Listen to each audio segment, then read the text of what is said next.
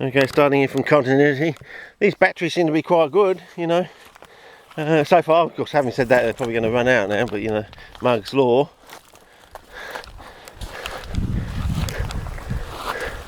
But push our way on. And I'll try and keep to this sort of ridge line thing and try and go in a diagonal direction down here along the ridge line, and according to the maps we should then automatically come across it, and hopefully if we're high up and going down to it we should be able to bloody well see the damn thing. The damn thing, yes. Oh, here we go, plan showing the eye for you fellas. Getting there, not quite. As I said, I'm thinking, first of all I was thinking this year just taking screenshots, because I had terrible trouble last year. Right near the end of the season I found you could fire the flash through some tissue paper, but now I'm thinking, well, I just have to go there at night time and use night scene beats flash at night time. Anyway, I'll try them out with the peltardas and things like that at the Happy Valley Drive spot, and if I get any joy from that, well then I'll probably go to Hams Road and you know, flash the Hams Road honeys after dark sort of thing.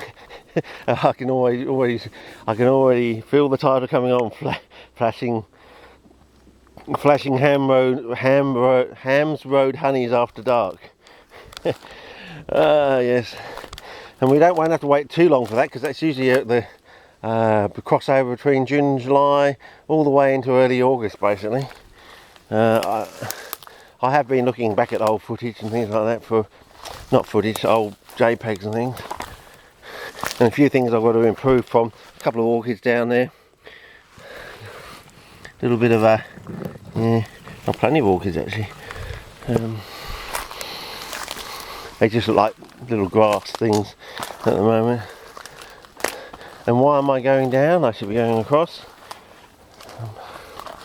And what happened to, oh, see what happened to my drink bottle I've got on my bloody arm. Starting to get forgetful. Is it premature Alzheimer's? Premature Alzheimer's, Richard. You had that bloody 5 years ago.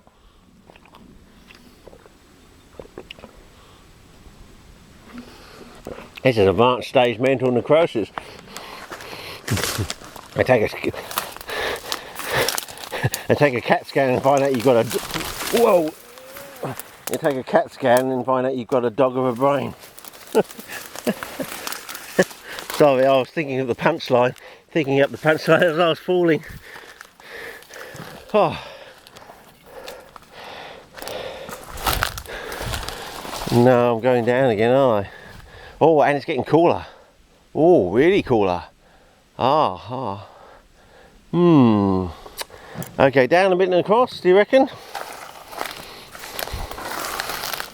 Yeah, down a bit and across.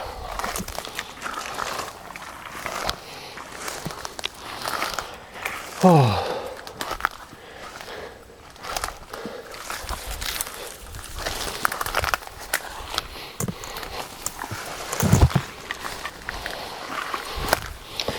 Oh, well, so the idea of putting your walkie-talkie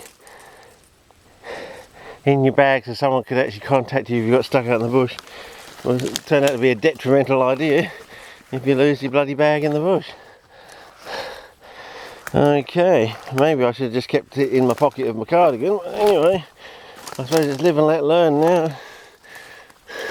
I think I've done my dough unless I can go back and find that bloody bag. Well, at least it's in the plastic bag, so if it does get rained upon, it's not going to get either wet or overly wet. So I suppose that's an advantage of it having it in the plastic bag rather than in your cardigan, because if you lost your cardigan could still get wet from the rain, at least being in the plastic bag. But mowing Mug's law, it's going to get really windy and it's going to blow the bag around to such an extent that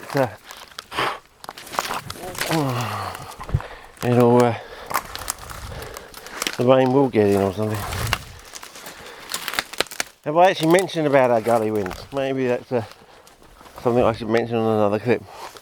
Okay, basically we have these two seasons, the wet and the dry. Basically, you can sum it up like that.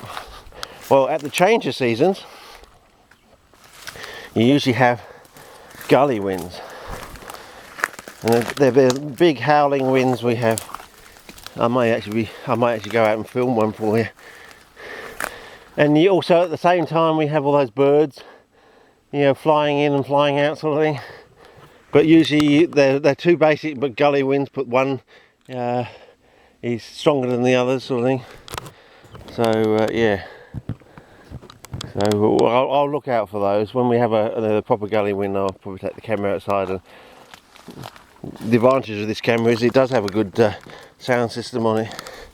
Hopefully this thing is being, this little polyurethane thing here. Oh geez, that was bad. I almost did something to my, yeah. I think if I don't come off across any joy fairly soon, fellas, I'm just going to call it quits. It's too much. Oh, no wonder I put my foot on bloody moss there and almost crushed a bloody wintergrye. Yeah, if I don't get any, it's not worth killing myself trying to find something that I can't even see. No, it's getting too steep there, fellas. I think it's almost going to go like a sheer drop off, which probably means you might have a nice wet wall there somewhere. So I think it's a case of actually trying to climb back up out here. Oh, and there's a bit of like jutting rockage there. Yeah, I reckon we're gonna have a sheer face or something down here. So better watch about. Yeah, these things, I know they tend to grow on that sort of stuff. So I'm gonna have to be careful, fellas. It might just be a sheer drop off here. Just sliding through a load of vegetation. Look at that, down a couple 100 feet. But then again, oh, it's getting really cool too. Cool. Maybe we do have a wet wall down there, and that's why it's cool. The coolness is, you know, the water's flowing down the wall down to the bottom of the valley, and the coolness is coming back up. You know, as the water goes down, it pushes the coolness back up. I don't know. I just want to get a look, see, but it's going to be a bit of a scramble back up, and I really need to readjust my my jacket too.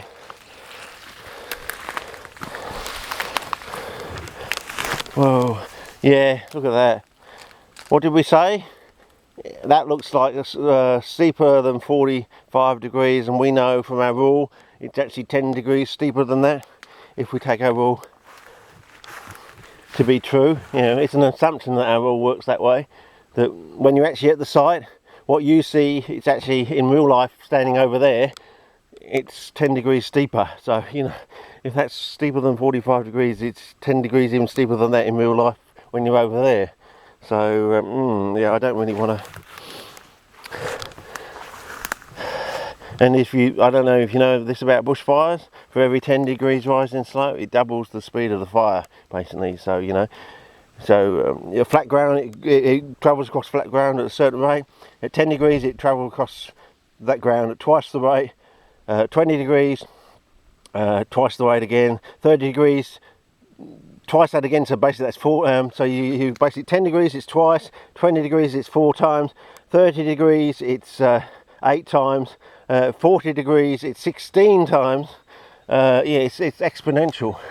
So when you get to 45 degree slope, the fire goes up at about nearly 32 times the speed at which it goes across flat ground. In other words, you can't outrun it, basically, and you can't outdrive it either. When it gets even steeper than that, there's no way. You can't outrun it, you can't outdrive it. You just toast, basically, if it comes up the hill, and you can't avoid it. You know, go into some sort of little pocket or gully, or, you know, hide behind something. You're toast. Anyway, I think it's time to start a new clip from here, because otherwise it would just get too long. And I'm just going to try and go back up there again, and you never know, if I look out the side there, we might see my bloody bag somewhere over there, the white sticking out. I don't know, could be. No, I'm sure we went further down the road than that, but yeah, stunning vistas, and I can even see a giant termite mound over there. It's about 3 times the size of those ones we've just filmed today. Yeah, massive. Probably taken 100 years to build or something like that. Anyway, over and out for now.